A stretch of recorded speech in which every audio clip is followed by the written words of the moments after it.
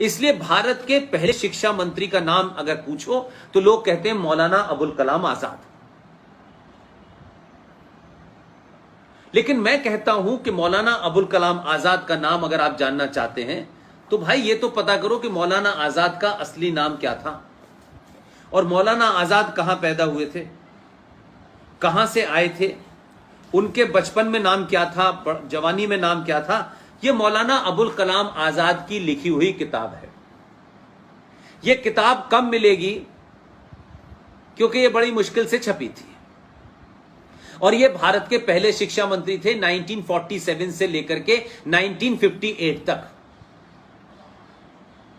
हम आज कोई शिक्षा मंत्री बन जाए तो हम बड़ी खामियां निकालते हैं कि पता नहीं कहां से पढ़ के आई हैं, इन्हें कुछ पता भी नहीं है, ये नहीं है, कोई डिग्री मांगता है, कुछ मांगता है। लेकिन देश के पहले शिक्षा मंत्री जिनका पूरा नाम था सैयद गुलाम मुइनुद्दीन अहमद बिन खैरुद्दीन अल हुसैनी, ये भारत में पैदा नहीं हुए थे, ना भारत में इनका कोई रिश्तेदार था, ना इनके माता पिता भारत के थे। इनके पिता मक्का के में रहने वाले थे, इनकी मां मदीने की रहने वाली थी और इन साहब का जन्म मक्का में हुआ था 1888 में। ये भारत आ गए 1902 में। पूरी दुनिया की सारी किताबें खंगाल दी, मुझे यह पता नहीं चला आज तक कि ये भारत के पहले शिक्षा मंत्री ऐसा होना चाहिए, कम से कम पढ़ा लिखा हो, कुछ ज्ञान हो। आज तो हम छोटी छोटी बातों पे लोगों से पूछते हैं, लेकिन उस वक्त तो बड़े बड़े ज्ञानी मौजूद थे। लेकिन ये शिक्षा मंत्री न कभी स्कूल गया,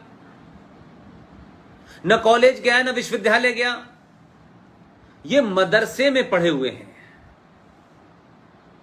और मदरसे से निकल के मदरसा साहब ये शिक्षा मंत्री बने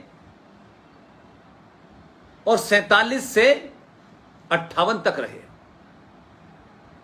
और इतने झूठे थे, ये इतने डरपोक थे कि अपने रहते रहते जो किताब इन्होंने लिखी है इंडिया विंस फ्रीडम, इस किताब को 1958 से पहले लिखा और उस वक्त की जो सच्चाइयां थी और इनके जो मक्कारी के मंसूबे थे, जो साजिशें थी इस आदमी की, उसके बारे में लिखने की हिम्मत अपने जीते जी नहीं हुई। क्योंकि अगर ये लिख देते तो इनकी पोल खुल जाती, तो फिर ये शिक्षा मंत्री नहीं रहते और इनका हिडन एजेंडा पता चल जाता। तो अपने लिखने से मरने से पहले इन्होंने 30 पन्ने अलग से लिखे और कहा कि जब मेरी मृत्यु हो जाए उसके 30-35 साल के बाद इस 30 पन्नों को मेरी किताब में जोड़ देना। वो 30 पन्ने समेत ये किताब मिल गई है मुझे। जो शिक्षा मंत्री अपने जीते जी सच न बोल पाया हो, जिसका भारत की संस्कृति से कोई लेना देना ना हो, भारत के फ्रीडम मूवमेंट से उसका कोई मतलब ही ना हो, उसके बाप का दादा का, वो यहां आए शामिल हो गए। मक्का में रहने वाला आदमी कलकत्ता चला गया, जबकि कलकत्ता से कोई कल्चर का मामला नहीं था।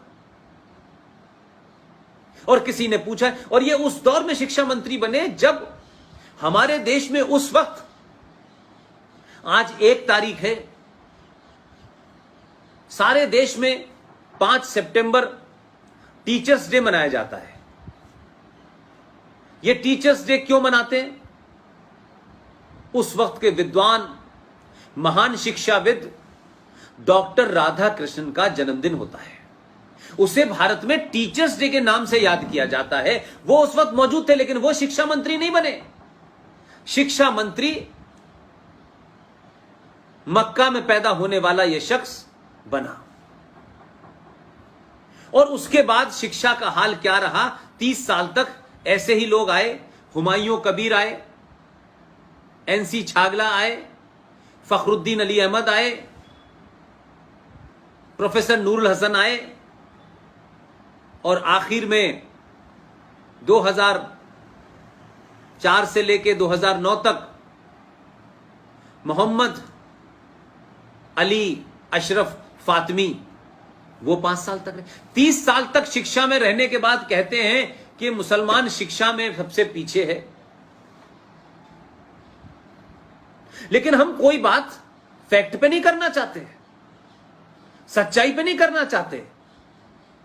इसलिए आपने इतिहास में जो झूठ बोले जा रहे हैं, जो बताए जा रहे हैं, चाहे वो इरफान हबीब हो या चाहे उनकी एक बड़ी घनिष्ठ मित्र हैं जो हिस्ट्री डिपार्टमेंट में कभी क्लर्क हुआ करती थी, फिर उनकी नजदीकियों के कारण वो बहुत बड़ी प्रोफेसर हो गई और बंगाल में 6ठी क्लास की एक किताब उन्होंने लिखी है।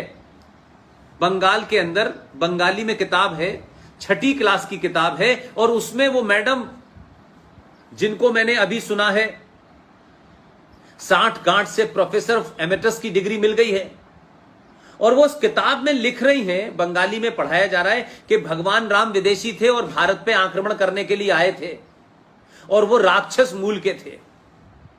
ये बच्चों को 6ठी क्लास की किताब में बंगाल में पढ़ाया जा रहा है।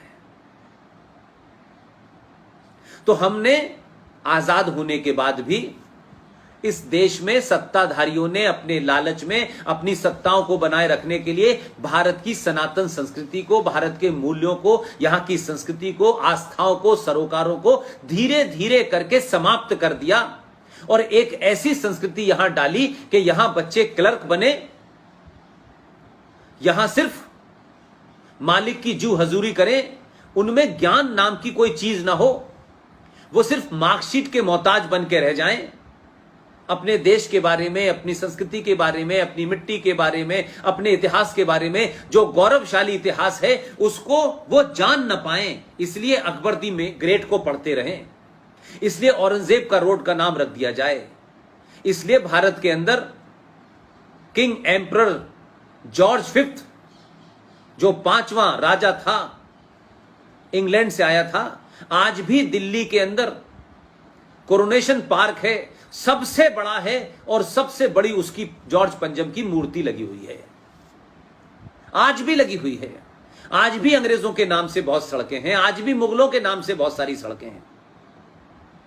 इसलिए आपको बताया जाता है कि वो आक्रांत थे, ये किया, उन्होंने किस तरीके से भगवान राम का मंदिर तोड़ करके बाबरी मस्जिद बनाई, उन्होंने कैसे मथुरा के अंदर मंदिर तोड़ के मस्जिद बनाई, उन्होंने कैसे काशी में बाबा विश्वनाथ, ये सब हमें पता है और दिखाई दे रहा है, लेकिन ये पढ़ाया नहीं जाता, ये बताया नहीं जाता। क्यों? इसीलिए भारत के अंदर भारतीय पैदा नहीं हो रहे हैं, भारत के अंदर अंग्रेजी शिक्षा लेकर के आईएएस और पीसीएस, जिसे व्हाइट कॉलर क्लर्क कहते हैं, वो पैदा हो रहे हैं। न उनका भारत की संस्कृति से कोई इंटरेस्ट है, न सरोकारों से कोई इंटरेस्ट है, उनको सत्ता की जी हजूरी करनी है। इसलिए जब सत्ताएं बदलती हैं तो फर्क कैसे पड़ता है। मैंने बंगाल की आपको उदाहरण दिया, मैं आपको एक महाराष्ट्र का उदाहरण देना चाहता हूं। महाराष्ट्र में 8वीं क्लास की किताब में, क्योंकि वहां सरकार एक अल्ट्रा सेकुलर आ गई है और सरकारों के मजबूरियां देखिए कि कैसे उसमें जिहादी और अंडरवर्ल्ड दाऊद माफिया, हाजी मस्तान, करीम लाला, ये तमाम जो लेगेसी मुंबई में चल रही थी, उन लोगों के लोग सत्ता में बैठ गए हैं, मंत्री बन गए हैं। उन्होंने मराठी में किताब आई है जनरल नॉलेज की, जो बच्चों को 8वीं क्लास में पढ़ाई जा रही है।